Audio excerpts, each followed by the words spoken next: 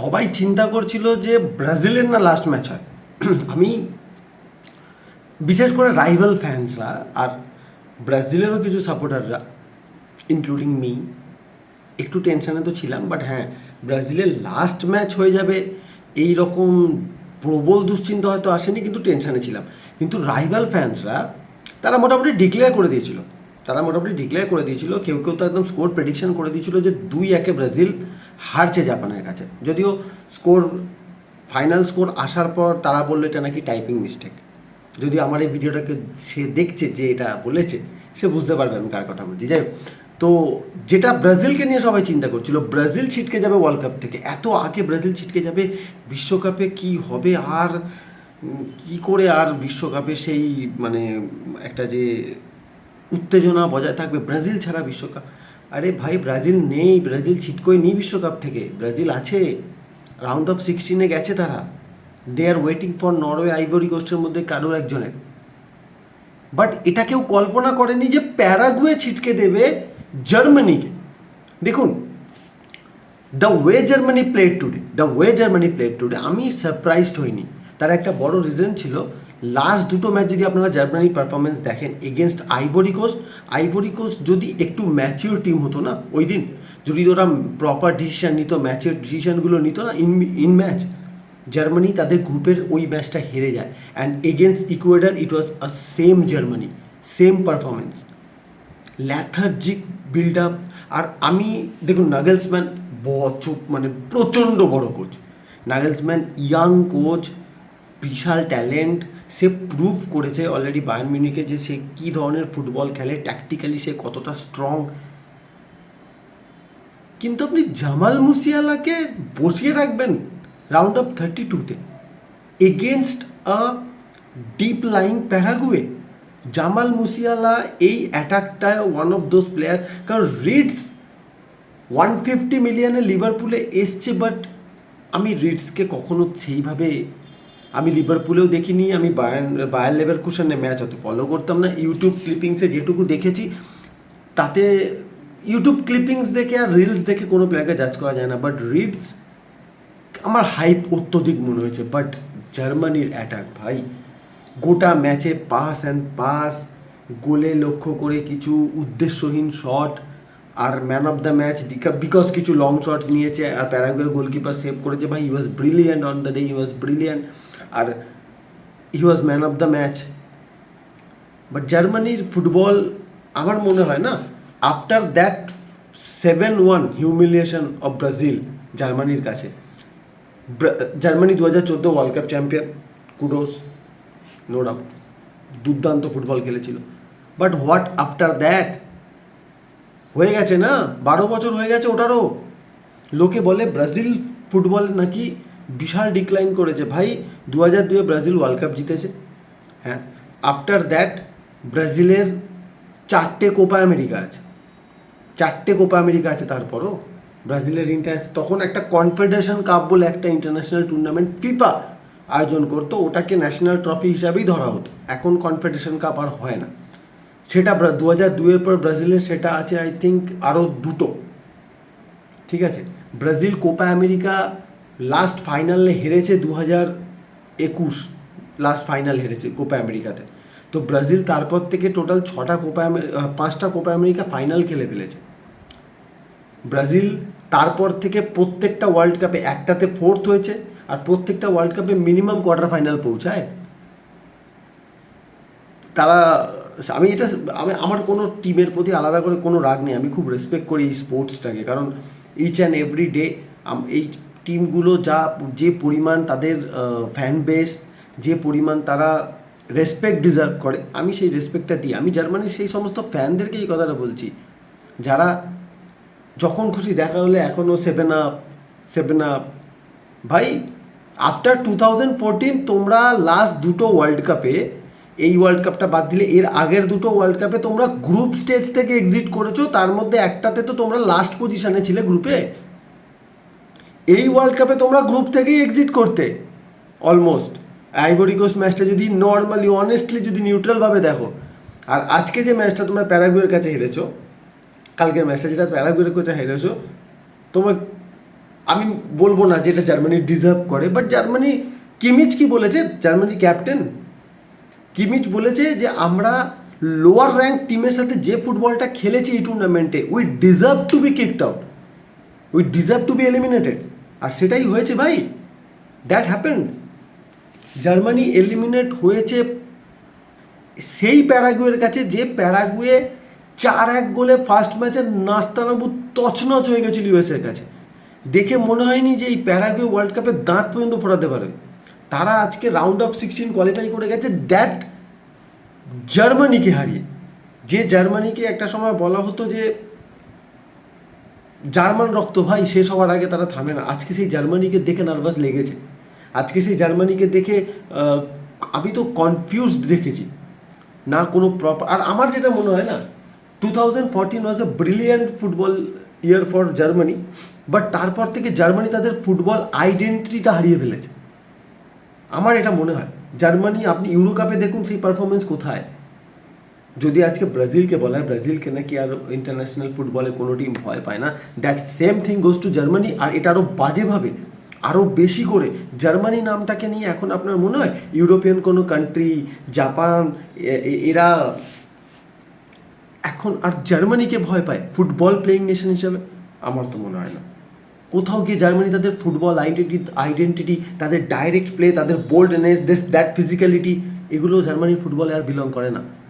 তারা ওই সুখী টিকি টাকা ফুটবল, বল হোল্ড করা, বল পজিশন রাখা, স্কোয়ার পাসেস, বিল্ড আপ, গোলের দূর থেকে শট নেওয়া, এগুলোতে এখন যেন চলে গেছে কোথায়। পারলে গোলকিপারকে কাটিয়ে গোল করা, এই জায়গা চলে এসেছে, নো প্ল্যান বি, তাই না? বাট তবে হ্যাঁ, নিউট্রাল ফুটবল ফ্যান হিসাবে আর কোয়ালিটি যদি দেখেন, তাহলে জার্মানির বেরিয়ে যাওয়া ওয়ার্ল্ড কাপের জন্য খুব খুব চাপের ভাই। এখনও 20 দিন বাকি ওয়ার্ল্ড কাপের। জার্মানি বেরিয়ে গেল, দেন পরের ম্যাচে নেদারল্যান্ডস বেরিয়ে গেল। দ্যাট সো কল্ড, যারা এবার এক্সপার্টরা বলেছিল যে ও the most underrated but the most hype team, এবারে যারা ওয়ার্ল্ড কাপ জিততে পারতো আর পারবে না। বিকজ গ্রুপ লিগেতে নেদারল্যান্ডসের ফুটবল, আমি সত্যি এটা বুঝি না, এটা মানে এতটা ডিফারেন্স কেন তারা নিয়ে আসে। আমি জানি group league football and then নকআউটসে ফুটবলের মধ্যে পরিবর্তন এসে যায়, চিন্তা ভাবনার পরিবর্তন আসে, একটু কশাস একটা অ্যাপ্রোচ চলে আসে, বাট তা বলে এই হারাম বল এই টিম নিয়ে ভাই, টেকনিক্যাল কোয়ালিটি মাঝমাঠে ফ্র্যাঙ্কি ডিজংয়ের মতো প্লেয়ার, আপনার কাছে একটা কোডি গ্যাকপো আছে। কোডি গ্যাকপো আজকে যে গোলটা করেছিল, অ্যান্ড দ্যাট আফটার দ্যাট ওই মোমেন্টটা যেখানে কোডি গ্যাকপোর একটা মানে নিউবর্ন বেবি মারা গেছে, তো সেখান থেকেও সে তার জন্য একটা ডিজাস্টার, সেখান থেকে সেই ম্যাচটা খেলেছে। আপনার কাছে কোয়ালিটি আছে। অ্যান্ড এগেন্স্ট মরক্কো, আমি জানি Morocco is a very good team ভাই, র্যাঙ্ক 7 বা 6 এই মুহূর্তে মরক্কো। তারা দুর্দান্ত একটা team, with the ball, without the ball, they are very very organized team. কিন্তু তা বলে এই ফুটবল নেদারল্যান্ডস খেলবে যদি, তাহলে আই থিঙ্ক তাদের বেরিয়ে যাওয়াটাই বেটার।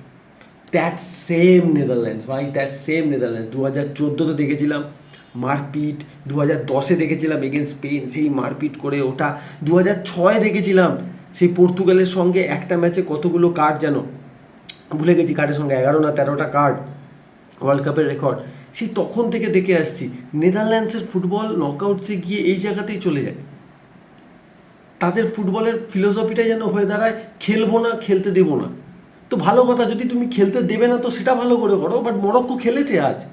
হ্যাঁ, মরক্কো গোল পায়নি, দেওয়ার আনলাকি, মরক্কো গোল পাচ্ছিল না, বাট 91 মিনিট যখন মরক্কো ওই গোলটা করলো অ্যান্ড সারপ্রাইজিংলি এক্সট্রা টাইমে যেন মনেই হচ্ছিল নেদারল্যান্ডস তাদের খেলাটাকে নিয়েই যেতে চাইছে টাইব্রেকে।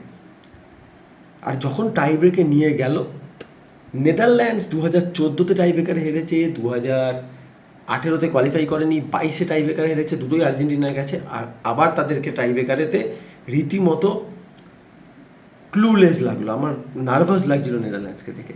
বাট এটা আমি এক্সপেক্ট করিনি যে জার্মানি টাইব্রেকারে হেরে যাবে, এটা আমি এক্সপেক্ট করিনি। জার্মানি টাইব্রেকারে, কারণ this is the first time world cup ফুটবলের হিস্ট্রিতে জার্মানি ফার্স্ট টাইম টাইব্রেকারে হারলো, তা প্যারাগুয়ের কাছে। ভাই এবার তো বড় বড় টিমেদের আর ওই জায়গা নেই ভাবার যে আমরা জাস্ট ওয়ার্ল্ড কাপে আসবো, মজা করবো অ্যান্ড ট্রফি নিয়ে বেরিয়ে যাব। Morocco is a title contender. আজকে মরক্কোর যে ফুটবলটা দেখলাম না, Morocco is A title contender. তারা ওয়ার্ল্ড কাপ জিততে পারে ভাই। লাস্ট টাইম তারা সেমিফাইনাল গেছিল, এবারে তারা ওয়ার্ল্ড কাপ জিততে পারে with the football, with the brand of football they are play.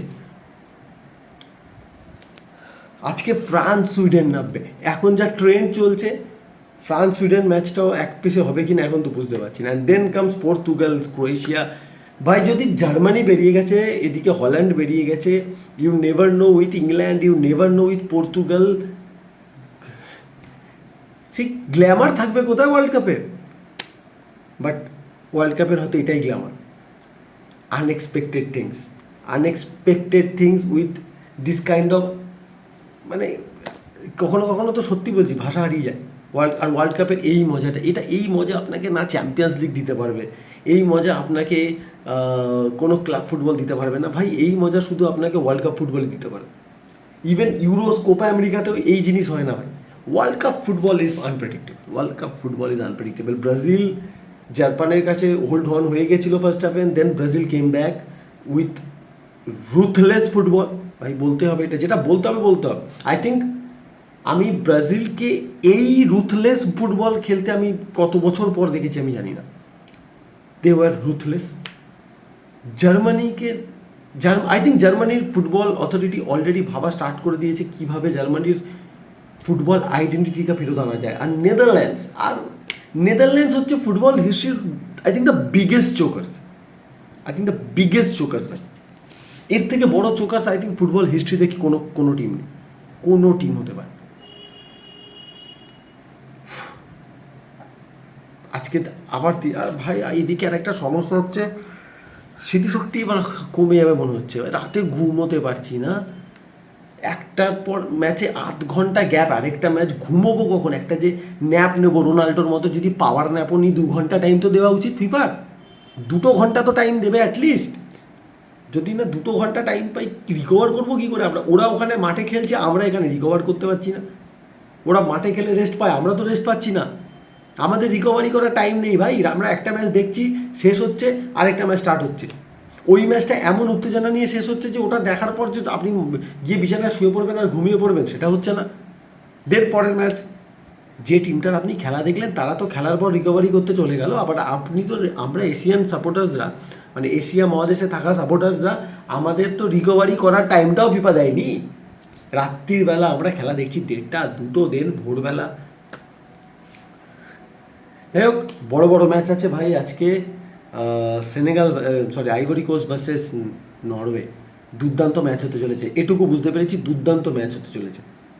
And then France Sweden, জানি না কী হবে, বাট দেন মেক্সিকো ইকুয়েডর, আরেকটা দুর্দান্ত ম্যাচ হতে চলেছে। এটা আমি বলতে পারি, এই দুটো ম্যাচ নিয়ে বলতে পারি, বাট মাঝখানের ম্যাচটা নিয়ে বলতে পারবো না।